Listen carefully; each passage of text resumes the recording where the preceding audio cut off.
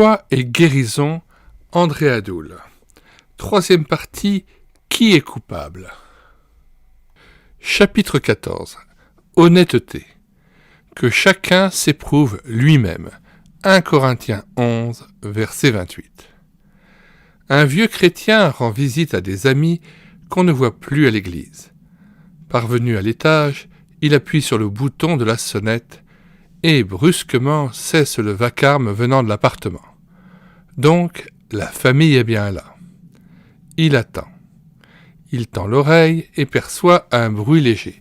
Quelqu'un s'approche de la porte à pas feutrés, certainement pour lui ouvrir. Pas du tout. Nouvelle attente dans le silence et nouveau coup de sonnette. Puisqu'il est sûr de trouver à qui parler, le visiteur persévère. Il insiste 1, 2, 3 fois, toujours sans résultat. Notre homme s'impatiente mais espère encore. La curiosité l'emportant, il s'autorise alors, une fois n'est pas coutume, à courber l'échine et à baisser la tête pour lorgner par le trou de la serrure. Pas pour longtemps d'ailleurs, car aussitôt il se redresse et recule, tout penaud. C'est qu'il a aperçu de l'autre côté, devinez quoi, un œil brillant qui le regardait. Cette illustration, que je dois au regretté pasteur Chapal, nous rappelle qu'il est chose aisée d'accuser les autres. Comme il serait préférable de se laisser sonder d'abord par l'œil divin. Élémentaire précaution pour qui redoute d'accabler injustement un frère éprouvé.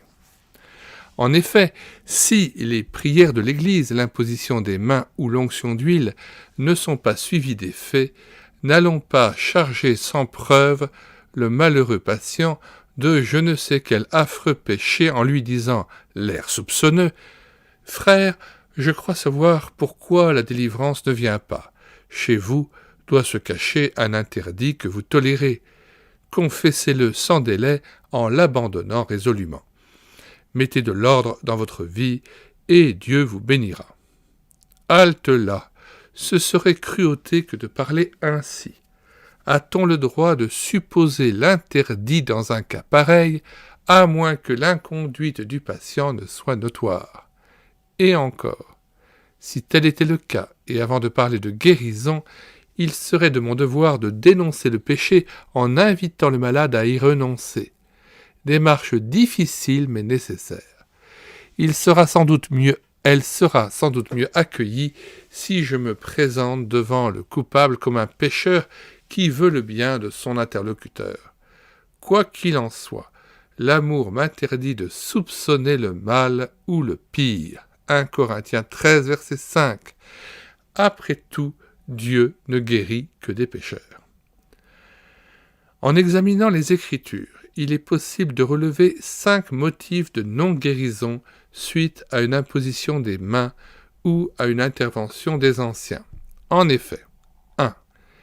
Il est des cas où l'obstacle à la guérison est imputable à ceux-là même qui ont exercé ce ministère, qu'ils soient pasteurs ou anciens.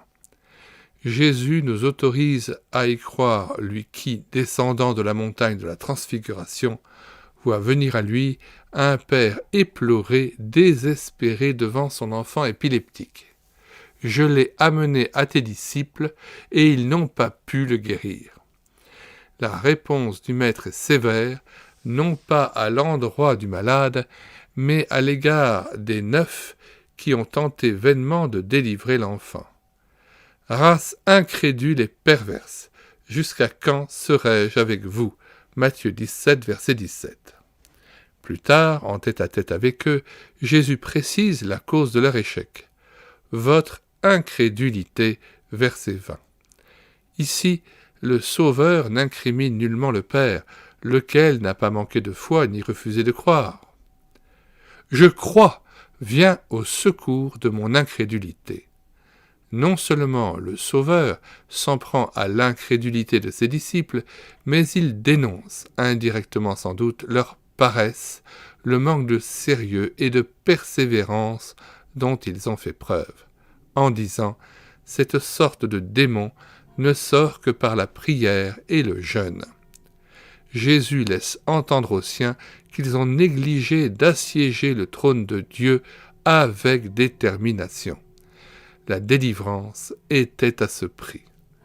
Belle leçon pour nous qui lâchons si vite le combat, oubliant les malades, une fois franchi la porte de l'église ou de l'hôpital. 2. Parfois, c'est l'incrédulité de l'assemblée qui retient le bras du Seigneur. Dans les rencontres de prière, les chrétiens intercèdent bien pour les malades, mais trop souvent sans grande conviction et sans ardeur parce qu'ils n'attendent pas vraiment leur rétablissement. Savez-vous que le paralytique dont parle l'Évangile, Marc chapitre 2, fut guéri à cause de sa foi, mais aussi de celle de ses brancardiers, voyant leur foi, verset 5. Ces hommes, décidés à obtenir coûte que coûte la délivrance de l'impotent, ont eu l'audace de le faire descendre par le toit de la maison afin de le placer devant Jésus. Un bel exemple à méditer. Grâce à eux, l'infirme obtint pardon et guérison devant la foule émerveillée. Il ne serait pas inutile parfois que les membres d'une même communauté se retrouvent pour laisser au Saint-Esprit le soin de leur révéler, s'il y a lieu, leur incrédulité, leur peu de zèle et de persévérance résultant de leur manque de foi. Rares sont les vrais intercesseurs que les silences de Dieu ne découragent pas. Soyons de cela. 3. Si la guérison ne vient pas, peut-être faut-il incriminer la personne qui a pris l'initiative d'imposer les mains sans avoir, semble-t-il, qualité de le faire, c'est-à-dire sans avoir reçu de Dieu le don de guérison, un charisme que l'Église ne lui a pas reconnu. Ceci ne concerne pas les anciens appelés à pratiquer l'onction d'huile. Oublierait-on que le Saint-Esprit qualifie et distribue ses dons comme il lui plaît, 1 Corinthiens 12, verset 11. Et si j'en crois la Bible, le don des guérisons n'est pas encore accordé à n'importe qui, fût-il ancien ou pasteur. Tous ont-ils le don de guérison, verset 30 ? Certainement pas. 4. En considérant certains textes bien connus, Jacques 5, versets 15 à 16, Psaume 32, versets 3 à 5, 1 Corinthiens 11, versets 28 à 32, il est clair que dans nombre de cas, c'est le péché non confessé qui fait obstacle à la réponse de Dieu.